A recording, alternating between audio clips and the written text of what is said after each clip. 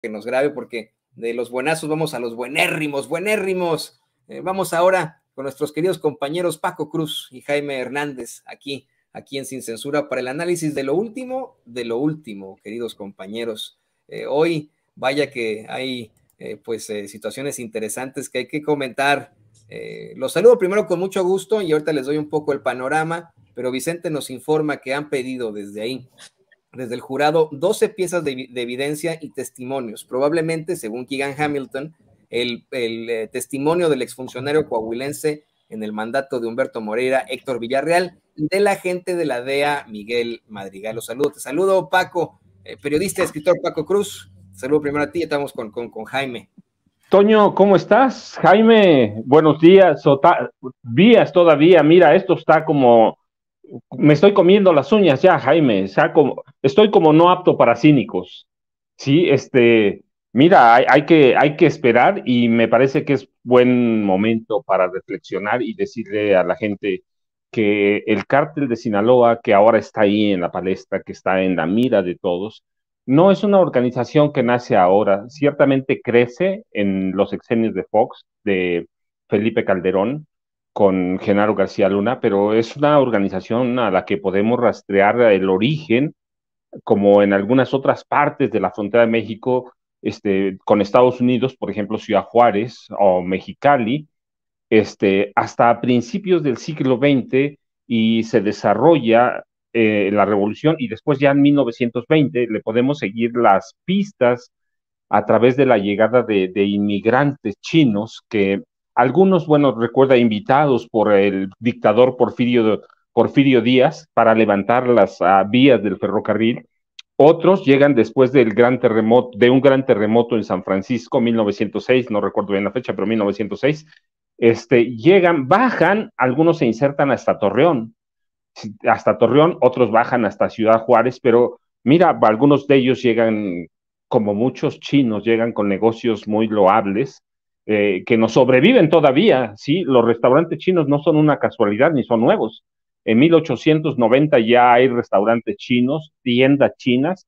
El primer gran comercio organizado en México lo organizan los chinos, fíjate, los chinos, otros llegan con lavanderías que ya no subsisten, pero por mucho tiempo, hasta 1990, podíamos encontrar todavía en algunas ciudades lavanderías y planchadurías chinas. Así que llegan comerciantes, llegan obreros, trabajadores a los que explotaban en el levantamiento de vías del ferrocarril, pero otros llegan con otro negocio más lucrativo, ¿sí? Más conocido, que es el opio, e instalan fumaderos de opios. Fumaderos de opio, hoy las llamamos narcotienditas, aunque no son lo mismo, pero bueno, es el equivalente, digamos un sinónimo. Instalan fumaderos de opio. Para 1900 había censados en Estados Unidos más o menos 350,000 adictos al opio. Era legal, recuerden, es decir, eran las drogas duras, cocaína, heroína, los opiáceos eran de curso legal, los empiezan a prohibir hasta 1914, entre el 14 y el 19 empiezan con la marihuana, porque en Estados Unidos había miedo de la marihuana mexicana. Entonces, llegan esos chinos, pero algunos se instalan en Sinaloa y empiezan a cultivar droga y se la pasan bueno, pues, los sinaloenses conocen esa parte del negocio y empieza la producción, lo mismo que empieza, por ejemplo, en Ciudad Juárez, el tráfico hacia Estados Unidos, y se van conformando primero pandillas que son pasajeras y luego ya tienen una connotación de organización, ¿sí? Delincuencia, y se mantienen. Recuerden que los chinos conocen muy bien el negocio porque habíamos tenido 2 guerras del opio, que son comerciales ciertamente, pero el opio es un elemento central en aquellas guerras. Así que conocían bien el negocio, conocían sus efectos, conocían el impacto que podían tener, y despega la producción primero, la producción de drogas, y después la exportación a Estados Unidos, y tenemos ya el nacimiento de organizaciones que después van a derivar en lo que son los cárteles históricos, cártel de Sinaloa, cártel de Juárez, cártel de Tamaulipas un poco más tarde, pero empiezan a desarrollarse y luego vienen el cártel de Tijuana, de los Arellano Félix, sí, y habíamos tenido grandes narcotraficantes en México, por ejemplo, en la Ciudad de México teníamos a Lola La Chata, que en los 40, en los 20 y en los 30 ya era una gran narcotraficante, en el mercado de la Merced la conocía todo mundo. Así que tenemos, en Ciudad Juárez igual, y en la frontera en Mexicali, no en Tijuana, pero en Mexicali, que todavía era una especie de cantón, más que distrito, lo desarrolla dos coroneles, pero uno de ellos es muy importante porque es Abelardo Luján Rodríguez, que se convierte en el gran capo, a partir de 1919-20, se convierte en el gran capo de aquella zona de la Baja California, se convierte en gran capo. Hay todavía obras de él que son muy conocidas, los casinos de Tijuana, y desarrolla y sabe cómo hacerse del dinero del narcotráfico, y se hace uno de los hombres más ricos de México, tanto que son dueños de Sonora prácticamente.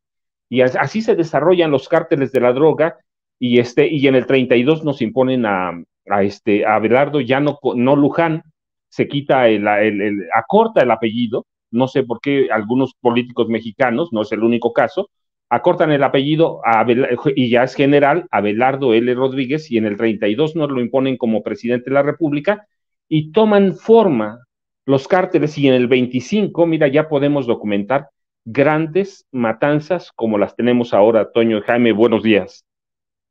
No, y saben qué interesante este análisis que haces, Paco. Ahí tienen, en cuanto a esto del que se quitan el apellido, pues ahí está Claudia Salinas Ruiz Massieu, ¿no? Ruiz Salinas Massieu. Pero fíjate, hay algo que dices muy importante, ¿no? La llegada y el inicio de las drogas en México. También llegan muchos chinos a México por el racismo acá en Estados Unidos, racismo legalizado. Se hicieron una serie de determinaciones en el Congreso para prohibir la inmigración desde Asia o para prohibir la realidad de vida de los chinos y de muchos otros asiáticos en California, y por eso se fueron a México, donde tampoco los trataron muy bien. Ahí está la masacre en Torreón a la que se enfrentaron, terrible.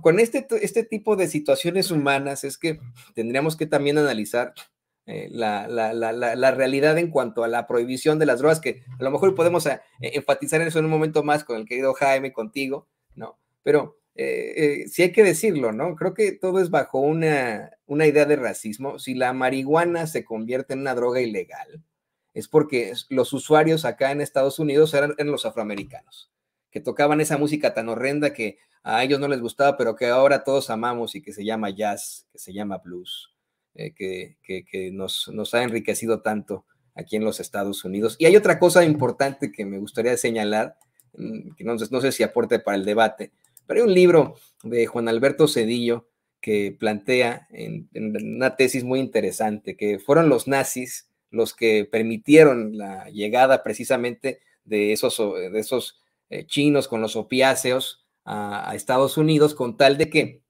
se envenenara a las tropas, a los marinos que podrían proteger la costa oeste de los Estados Unidos, y que tuvo ayuda. Eso es lo que plantea Juan Alberto Cedillo, de nada más y nada menos que del presidente Miguel Alemán Valdés, ¿no? Esa es la tesis de Cedillo, pero a ver si sí es cierto. Y le pido al equipo que nos grabe para también presentar al gran corresponsal de guerra y editor de la Jornada Sin Fronteras, Jaime Hernández. Nos estamos extendiendo con esto, porque siempre es muy padre platicar con ustedes de estas situaciones.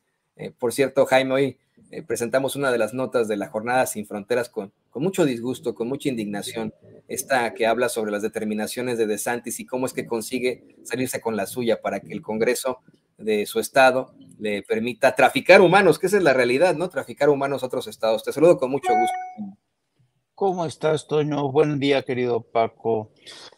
Pues fíjate que estaba yo, porque claro, es interesante cómo a veces los periodistas tenemos que llenar el vacío en momentos en que se dilucida la suerte de Genaro García Luna. La información que va saliendo cuentagotas mientras esperamos sobre qué pruebas han pedido los 12 miembros de jurado, qué puede pasar, el estado de ánimo de Genaro García Luna y de su esposa, la actitud de los fiscales y del abogado César de Castro. Pero a mí me gustaría aprovechar este momento de espera, de expectación, para mirar, para enfocar la cámara hacia distintos ángulos. Y porque me he hecho la pregunta, y yo, bueno, ok, se ha declarado culpable, inocente, pues va a tener como, por donde quiera que se le mire, pues un impacto innegable, ¿no? Pero, por ejemplo, yo me pregunto, ¿qué va a pasar en caso de que se declare culpable Genaro García Luna?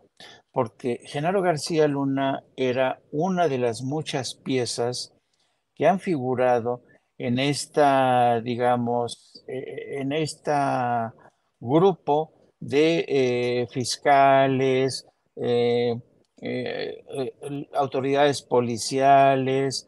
Entonces, por ejemplo, ¿qué va a pasar con todos los fiscales que desfilaron desde la presidencia de Vicente Fox?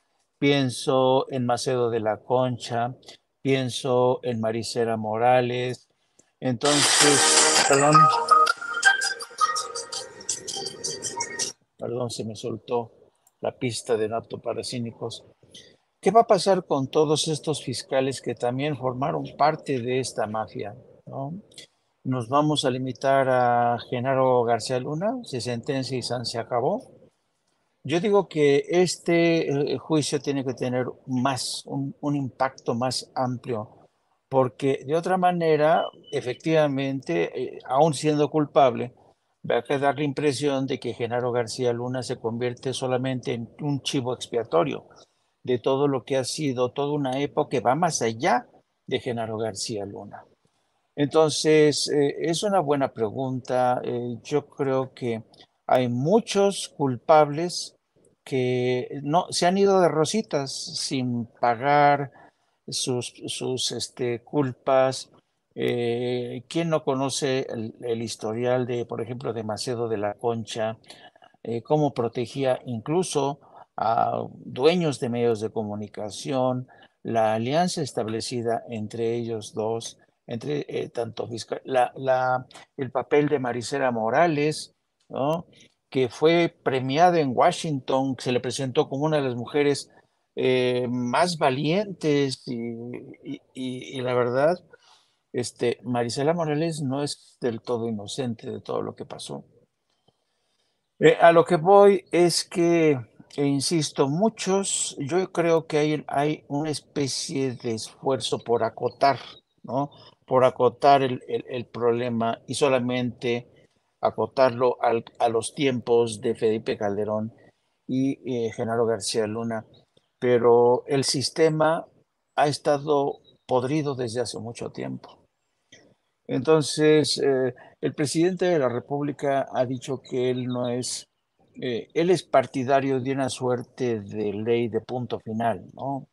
De una ley de punto final como la que se suscribió en Argentina, ¿no?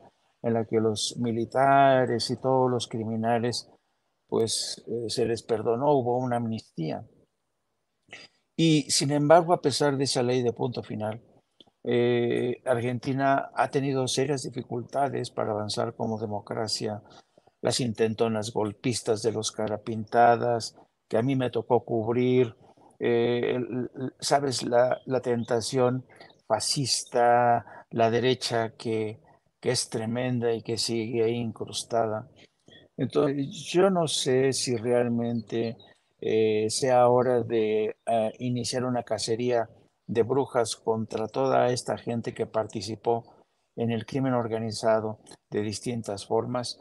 Lo que sí creo es que tiene que haber una revisión a profundidad una limpieza, empezando por el aparato judicial que se dio de baja durante mucho tiempo y todavía encuentro yo incluso resistencia de muchos a aceptar que México se convirtió en un narcoestado.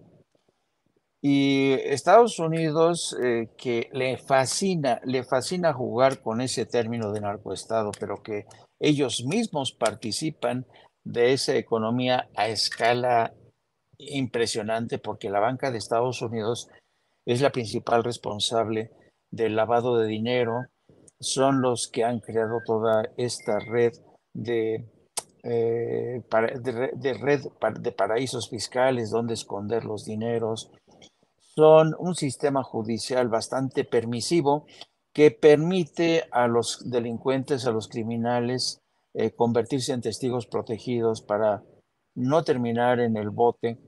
Yo he dicho que en Estados Unidos, a pesar de que existe una ley, el Acta contra el Lavado del Dinero de 1986, a la fecha no vas a encontrar ni un solo director o presidente de una banca que esté en la cárcel por el delito de lavado de dinero, porque siempre llegan a un acuerdo. Y a mí realmente creo que el presidente de la República tuvo hoy razón, porque tal pareciera que el cáncer de esta enfermedad del narcotráfico empieza en la frontera sur de Estados Unidos. Y esto no es así. Esto no es así. Y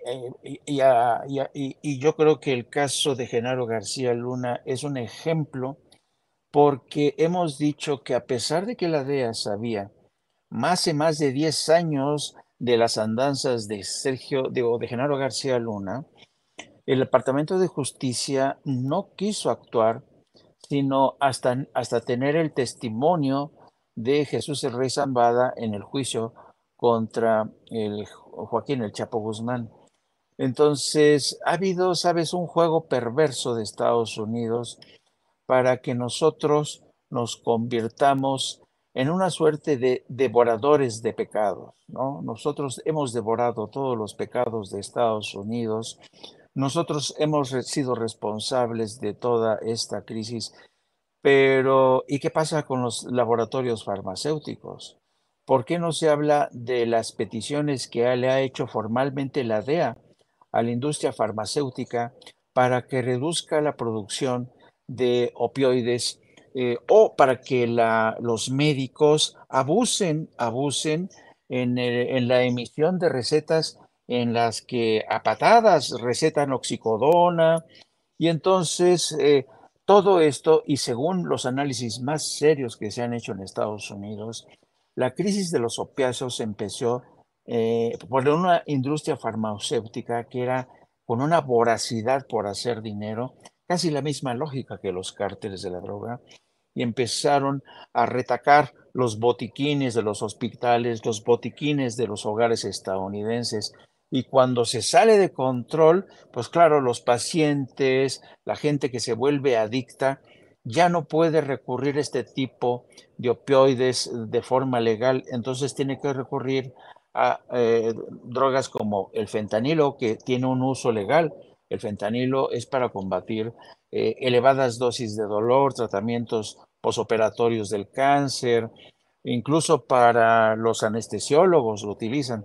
Pero aquí lo que pasa es que hay un uso legal del fentanilo, pero ahora el uso ilegal es lo que se ha disparado precisamente por esta falta de una administración sabia a ese tipo de medicamentos de la industria farmacéutica, que se da la circunstancia que es una de las principales, son como, al igual que la Asociación Nacional del Rifle, la industria farmacéutica es como el hada madrina de los partidos demócrata y republicano. Basta ver cualquier canal de televisión en Estados Unidos y cómo te bombardean las compañías farmacéuticas con sus productos, sus medicinas milagro, el último medicamento para que usted pueda dormir, el último medicamento para que combatir esto y lo otro.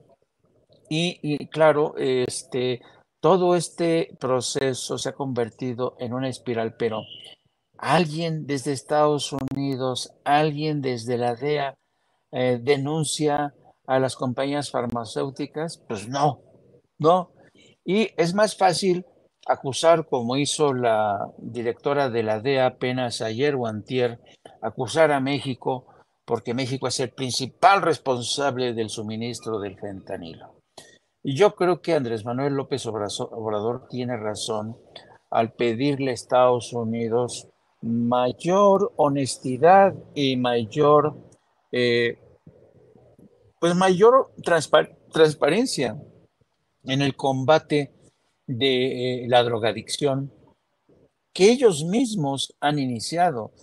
Hablaban antes de cómo los soldados que regresaron de Vietnam pues fueron carne de cañón para justamente seguir con sus dosis de heroína que se utilizaba para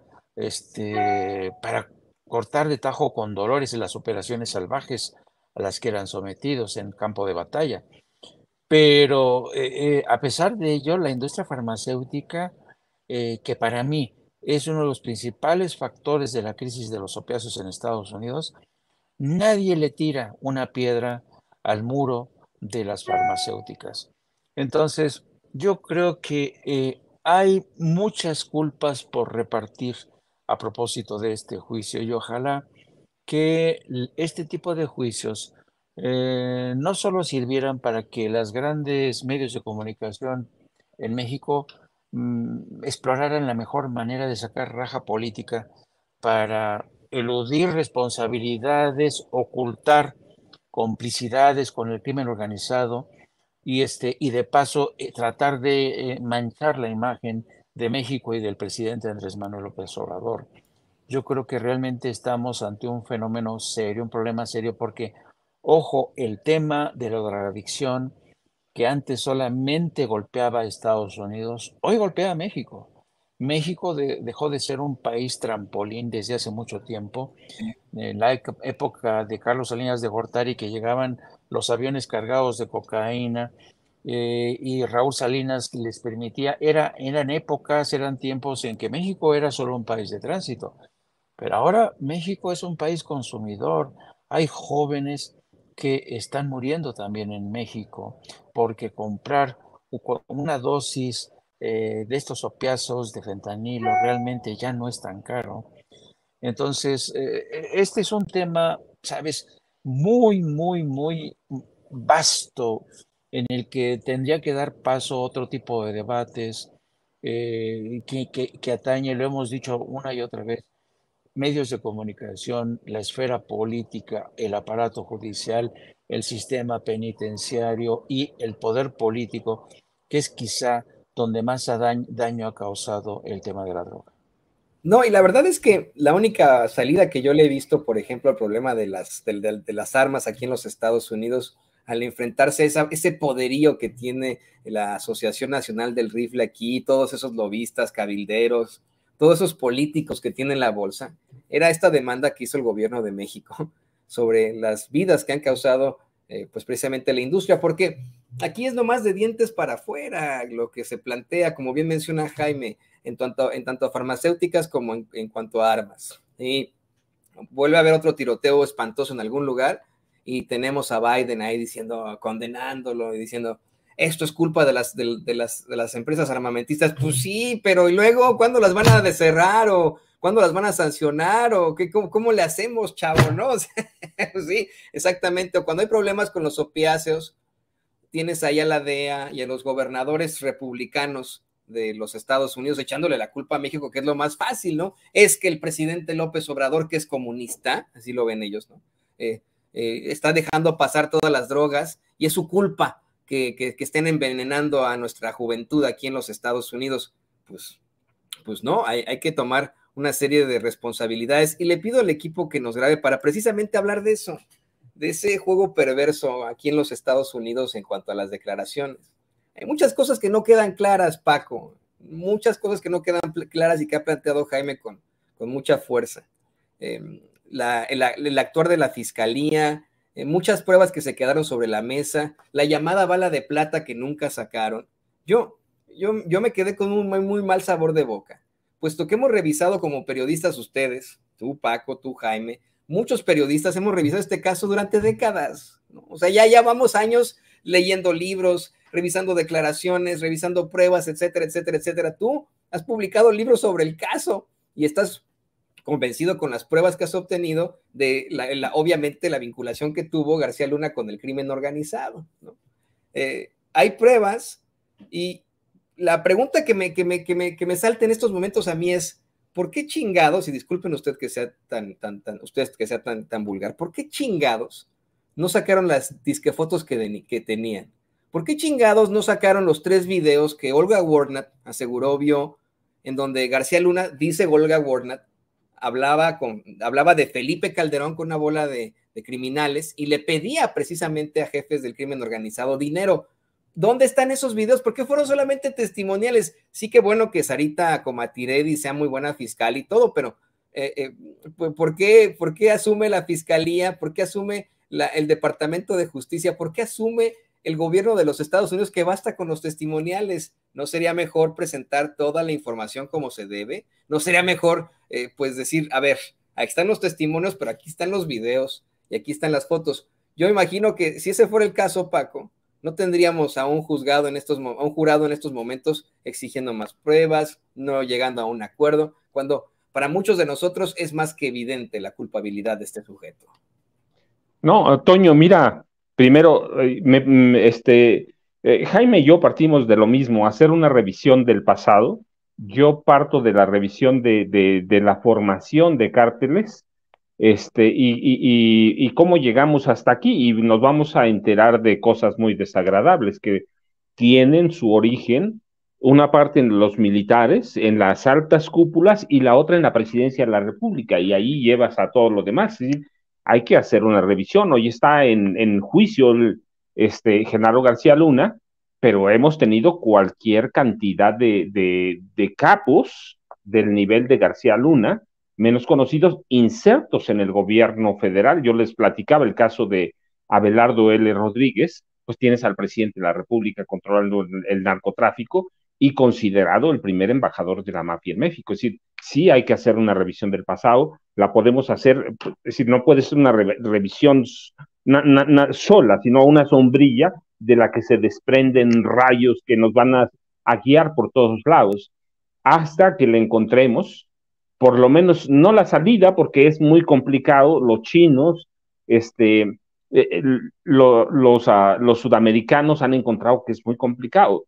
Sí, mientras tengamos una sociedad en Estados Unidos de consumo como la tenemos, va a ser muy complicado, pero sí podemos partir de bases sólidas para encontrar o buscar las raíces podridas del fenómeno, y todo va a ser desagradable porque nos va a llevar, sí, a gobernadores, diputados, senadores, y vamos a entender que los capos solo son una parte alterna, son los gerentes, una especie de gerentes del crimen organizado, no solo narcotráfico, ¿no? Son una especie de gerentes que cuidan el negocio a personas que controlan la vida política de este país. Y vamos a concluir eso, que nacemos o vivimos en un país que tiene raíces podridas y que si no las arrancamos de raíz, empezando, por ejemplo, con un juicio a un expresidente o dos, o a un personaje de la altura de Genaro García Luna y algunos otros fiscales, exprocuradores, como los quieran llamar, si no le entramos ahí, pues el problema va a ser solo resuelto como un maquillaje, así que no vamos a encontrar la salida, y dentro de 10 años o 15 o 20 vamos a estar platicando lo mismo, o quienes nos sucedan van a platicar lo mismo. ¿Por qué no hicieron nada? ¿Por qué no hicieron esto? Así que hay que buscarle las raíces a todo, un lado por el gobierno, el otro lado por la iniciativa privada, las farmacéuticas, el otro lado, ¿por qué? Por los funcionarios de gobierno y por la cúpula militar. Así que es una revisión del pasado. Cada quien tiene una partecita, y esa partecita la tiene que reconstruir el gobierno. Yo en ocasiones, mira, cuando salió mi primer libro, yo recuerdo que 2 subprocuradores me preguntaban, pero ¿cómo obtuviste estos datos? Y yo digo, no puede ser que tengamos en la Procuraduría gente que no conozca la historia del narcotráfico, cuando este país está bañado en narcotráfico. Pero así es. Es decir, parte del problema crece, sí, por la impunidad, eso es cierto. Eso no hay duda. Cuando Adolfo Ruiz Cortines decide perdonar a todo el equipo alemanista que venía con acusaciones serias de corrupción, de enriquecimiento ilícito, de manejo del narcotráfico, del manejo de una policía política para usos privados, y él decide, el mismo presidente Ruiz Cortines lo denuncia primero en la campaña, después en la toma de posesión, incluso decreta algunas leyes para combatirlo, pero la verdad es que nunca se aplican. Y nace que la impunidad. Entonces, pero te decía, mientras tengamos funcionarios que no conozcan el pasado y que no se atrevan a hacer una revisión y tengamos autoridades que no se atrevan a juzgar, tenemos un poder judicial que está echado a perder desde siempre. Ernesto Zedillo lo renovó completo, pero lo renovó para someterlo, porque aquel poder judicial, aquella Suprema Corte, rendía honores a Carlos Salinas de Gortari, si no lo renovó con una idea de darle independencia judicial, sino de cambiar las cosas para seguir igual, para que la nueva Corte no tuviera los tintes salinistas, pero respondiera a los intereses del presidente Ernesto Zedillo Ponce de León, que venía con un grupo muy, muy débil, con un grupo que no podía hacer frente a un expresidente. Entonces, por eso urge revisar el pasado. Y por el otro, mira, Estados Unidos, bueno, lo habíamos advertido también, Estados Unidos monta un show propio, un espectáculo, que esos son en parte los juicios por jurado popular, monta un espectáculo de acuerdo con sus intereses. ¿Qué le interesa a Estados Unidos? Es decir, castigar, pero no castigar tanto, porque Genaro García Luna finalmente sí tiene cosas que les interesan a ellos. ¿Qué les interesa? El dinero, no, el dinero se lo quedan, porque ellos controlan el sistema bancario internacional. Es a estas alturas a donde están los mayores banqueros, y ellos controlan parte del mundo, ¿sí? En cuestiones financieras. Así que el dinero se lo van a encontrar mañana o pasado. Yo les explicaba, el dinero de Chapo nunca se encontró, el dinero de Amado Carrillo Fuentes, el Señor de los Cielos, tampoco nunca se encontró, pero estaba en el sistema bancario. Entonces, ellos le pueden seguir la pista, eventualmente se la van a seguir, pero a lo que no le pueden seguir la pista y qué es lo que les interesa y que eventualmente de una u otra forma lo van a tener, es la información que tiene Genaro García Luna. ¿Qué información? Pues la de todos los políticos que van construyendo la seguridad nacional de este país y que incluye empresarios, militares y burócratas del sector judicial y claramente políticos insertos en el sistema, en el poder legislativo. Si quieren un mapa completo, ¿lo van a obtener? Claro que lo van a obtener, eventualmente, de una u otra forma, lo van a obtener, se lo van a quitar y tú sabes, siempre lo van a usar conforme o de acuerdo con sus intereses. Así lo han hecho cada que hay golpes de Estado, cada que ellos los encabezan. Entonces, no es la primera vez que nos dan un espectáculo. Nos quedan a deber, sí, sí. La cuestión es que nosotros no somos los fiscales, son ellos y ellos hacen su juego. Es un juego para ellos. Yo lo había señalado, es decir, no debemos pensar que están haciendo algo por nosotros.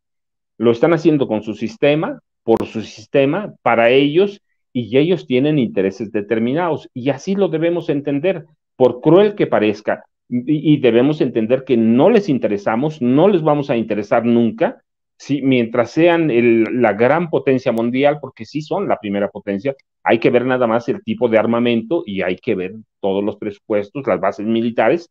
Entonces, mientras ellos sean la potencia, sean el imperio del mundo, ¿sí?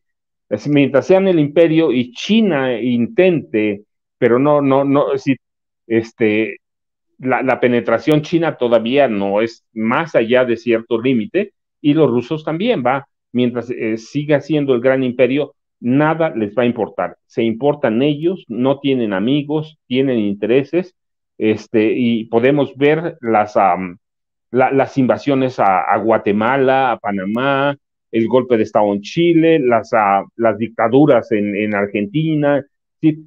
Las nuevas bases que permitieron los gobiernos colombianos antes de Petro. Hay que ver cuántas bases está. Es decir, mientras sea Estados Unidos ese gran imperio, nosotros no vamos a contar. Por lo tanto, tenemos que contar nuestra propia historia, tener que hacer nuestras propias investigaciones y exigir que aquí los gobiernos tomen sus propias medidas, que son las que nos afectan a nosotros, por más que estemos sujetos a Estados Unidos. Yo recuerdo, mira, cuando vivía en Ciudad Juárez, comprar un arma en Estados Unidos, ahí en El Paso, que es nada más divide el puente en la Avenida Juárez, lo divide, comprabas un arma por $50 y la cruzabas y ya no pasaba nada. Pues hoy sigue lo mismo, aunque haya un poquito más de requisitos, sigue lo mismo en Ciudad Juárez y lo mismo es en Tijuana y a cada parte de la frontera que vayas, a Nuevo Laredo, a donde vayas. Si el debate va a estar ahí, pero lo importante para mí es que tomemos medidas aquí y nosotros reconstruyamos nuestra historia por todos lados posibles que podamos hacer. No, y además, fíjense, ¿no? Exceptuando Texas, la mayoría de las armerías tienen un proceso de compra de armas, pero hay una forma en la que compra muchas veces el crimen organizado las armas acá en Estados Unidos. Mucha gente que no quiere dar sus datos, ¿no? Las expos de armas, que son muy, muy famosas en todos los estados aquí en Estados Unidos, va una persona, como hay una laguna en la ley para que los comerciantes puedan hacer su negocio, y no tengan que exigirle a la persona que vaya a comprar esa arma datos, pues simple y sencillamente la pueden vender ese día. Ese mismo día uno va a una expo de armas y si quiere una AK-47, si quiere una bazooka, la puede comprar sin ningún tipo de tapujos.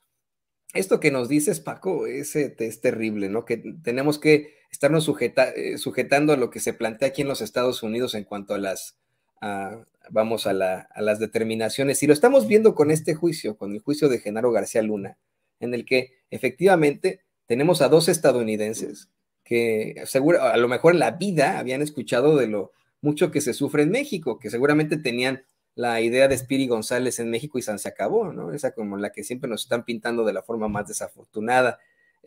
Y además de todo, se reservan toda esta información. Tienen, como bien dices, la información de García Luna. Digo, pues sí, pero que la compartan, que la hagan pública. Ahí está bien clasificada esa información, no, no, no, que la compartan. Y por eso le pido al equipo que nos grabe para hacer la misma pregunta a Jaime. ¿Dónde están esas pruebas de las que se hablaban? ¿Dónde están las fotos? ¿Dónde están los grandes documentos? ¿Dónde están los videos que Olga Warnat asegura? Yo le creo a Olga Warnat, me parece que es una gran periodista, también utiliza siempre su rigor periodístico. Ella asegura una y otra vez que ella vio 3 videos en los que aparece Genaro García Luna hablando de Felipe Calderón con narcotraficantes y pidiendo, solicitando, exigiendo dinero a esos narcotraficantes a nombre de su jefe, Felipe Calderón. ¿Qué opinas de esto, Jaime? ¿Dónde están esas pruebas? ¿Por qué no las presentó Sarita Comatiredi?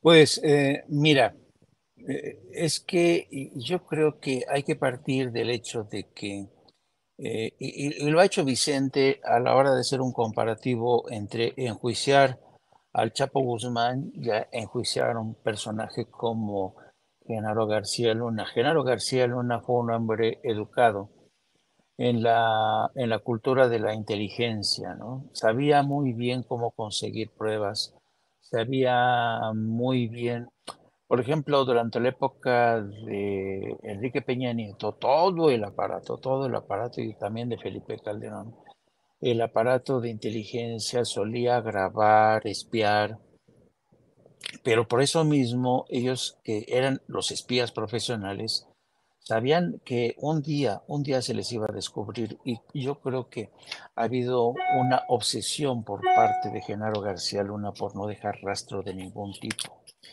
Esa es una realidad, por eso es tan difícil. También tengo la impresión de que siempre que nos enfrentamos con las agencias de inteligencia de Estados Unidos, uno de los argumentos que suelen eh, señalar es que algún tipo de información no la comparten porque no quieren que se descubra qué tipo de tecnología y métodos emplean ellos para recabar información, porque el sistema de inteligencia de Estados Unidos es uno de los más sofisticados del mundo. Y yo no he conocido un sistema tan invasivo, que sean capaces de grabarte, espiarte, a través de con tu teléfono celular, aun y cuando éste esté apagado. Incluso los países que son aliados de Estados Unidos, todos sus sistemas de inteligencia Por ejemplo, el sistema de inteligencia alemán, que también es uno de los más respetados.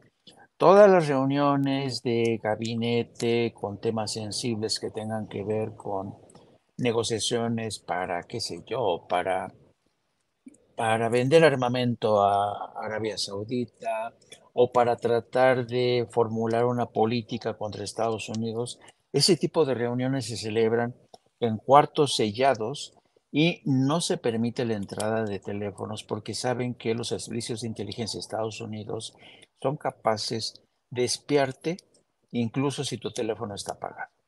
Entonces, Estados Unidos tiene un sistema que ya desde cuando se descubrió cómo espiaban a Peña Nieto, cómo espiaban a todo el mundo. Entonces, tú imagínate que Estados Unidos tiene una larga lista de informaciones que estén relacionadas con la participación de Felipe Calderón en el narco, todo esto, estoy seguro que lo tienen, porque tienen un sistema que hace un barrido impresionante, saben por dónde se meten y manejan los dineros. Lo que pasa es que yo a veces tengo la impresión de que Estados Unidos no comparte esta información porque se metería en serios problemas, ¿no?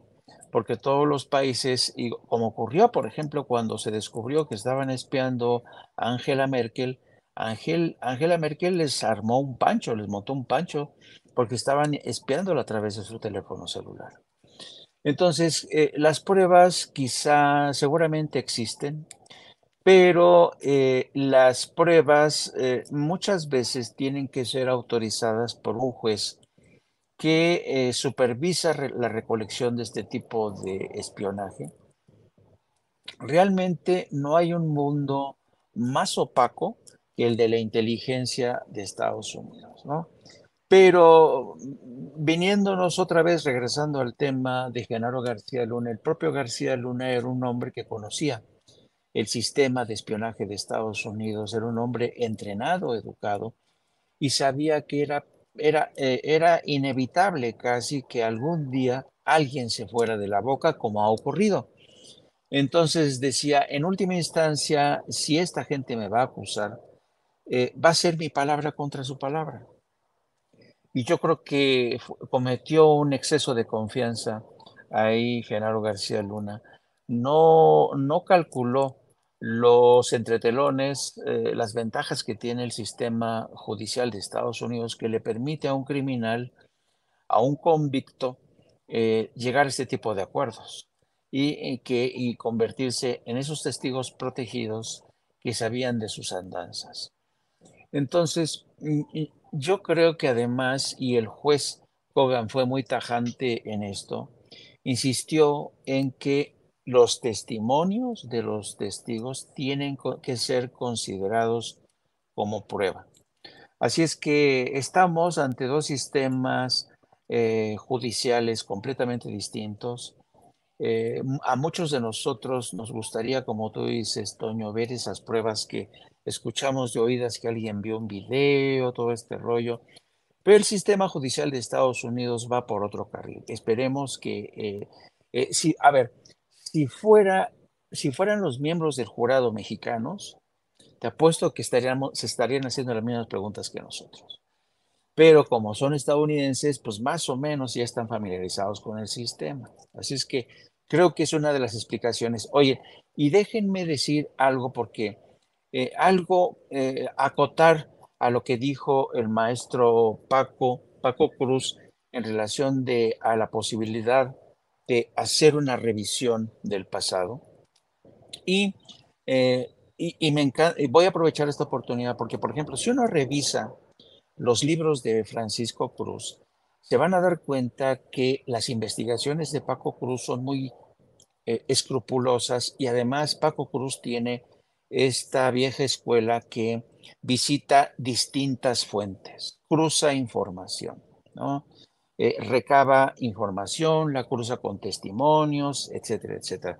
De ahí el valor que yo encuentro en los libros de Paco Cruz. Bueno, pero desafortunadamente, no todos los libros que se han escrito sobre el narco y el pasado y todo este rollo cumplen con estas características.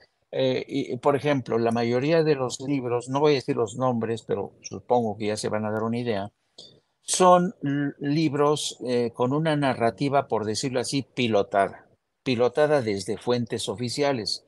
Y estas fuentes oficiales pueden ser agentes de la DEA, exagentes de la DEA, fuentes militares en México, políticos que quieren quedar bien, que quieren que sus versiones, su narrativa quede ahí. Pero es una narrativa incompleta, completamente incompleta. La mayoría de los libros que se han escrito y que han sido éxitos de ventas sobre el mundo de la droga contienen una narrativa pilotada. Muchos, por ejemplo, yo conozco varios libros que contienen las versiones que despepitan agentes en activos o retirados de la DEA, que evidentemente no te van a hablar de las muchas contradicciones de la DEA, de los problemas que tienen algunos agentes que son corruptos, ¿me entiendes? Y de tal suerte que en muchas ocasiones la información que tenemos de lo que es el narco, y cuando las fuentes son de la DEA o de los militares, la película es completamente incompleta.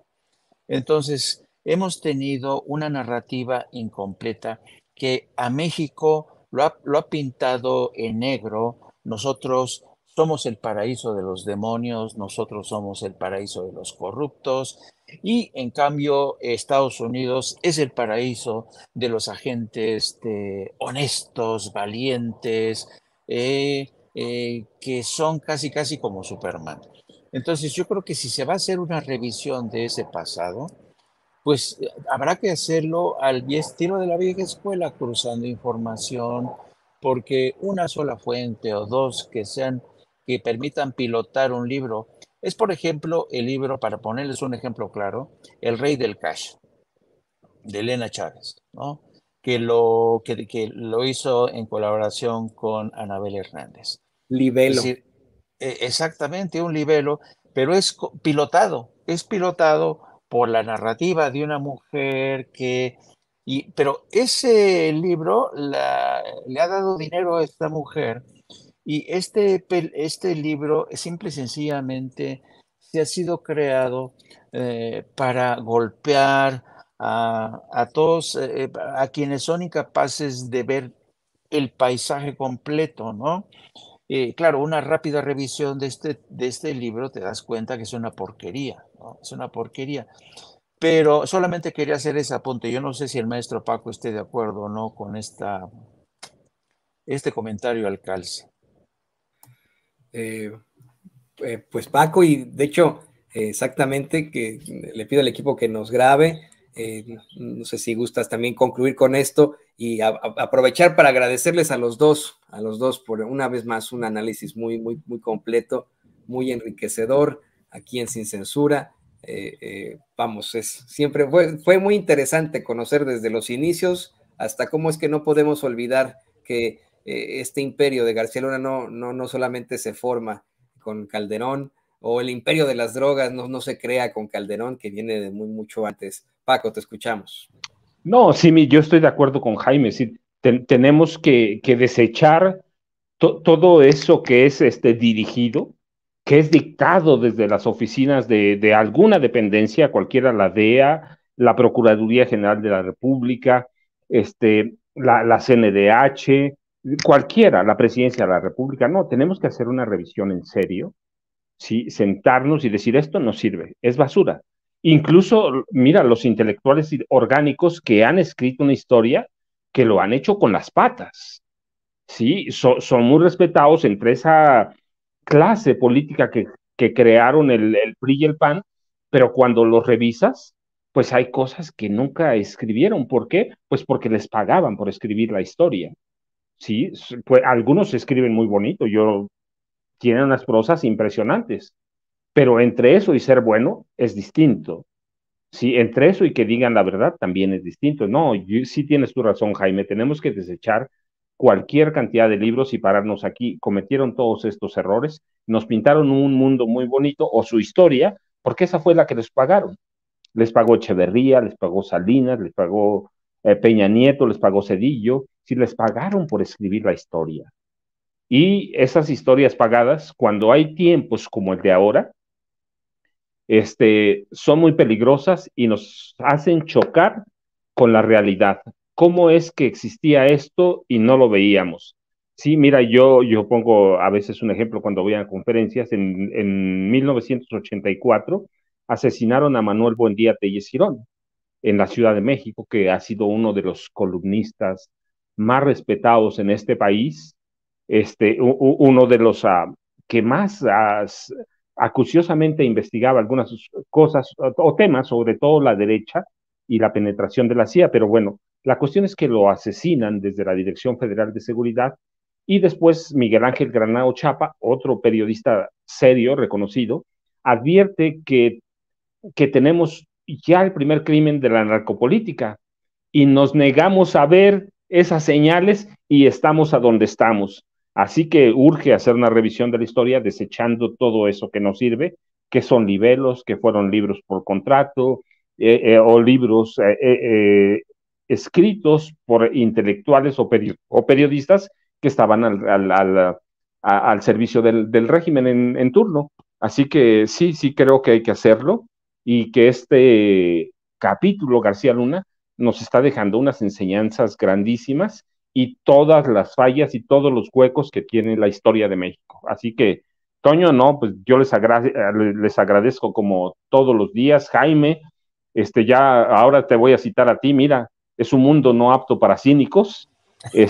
Yo les agradezco, ya saben, @ Paco Cruz Jiménez en Twitter, Francisco Cruz Jiménez en Facebook, y no, pues seguimos aprendiendo, va. Venga, muchachos, no cínicos. Querido Paco Cruz, escritor y periodista.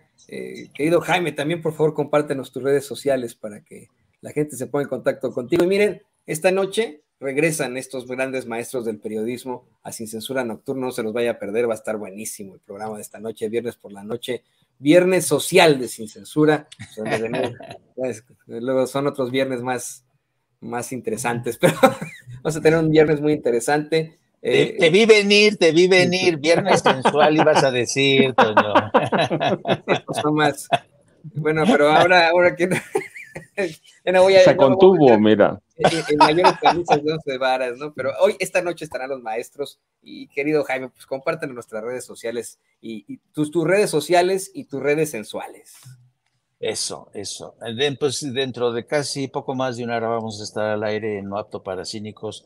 Búsquenos en YouTube, No Apto para Cínicos, denle la campanita para que les avise, les notifique. También les pido que me sigan a través de mis redes sociales en @JaimeJourno y a través de la sección de la Jornada Sin Fronteras. Como siempre, un placer. Déjenme mostrarles nada más al ideólogo de cabecera de No Apto para Cínicos, Yago, que siempre está aquí. Que a veces no le gustan algunos comentarios. Exactamente. Él está muy de acuerdo con ciertas cosas, es tu censor ahí, dile que pues ahí van las ricas croquetitas. Y muchas gracias, queridos amigos, por esta participación. Véalos esta Jaime, noche. Toño, gracias. Wow, Paco. Gracias a ustedes. Vea a nuestros sensuales colaboradores esta noche, a Jaime Hernández, corresponsal de guerra, editor de la Jornada Sin Fronteras, y por supuesto, Paco Cruz, escritor y periodista aquí en Sin Censura.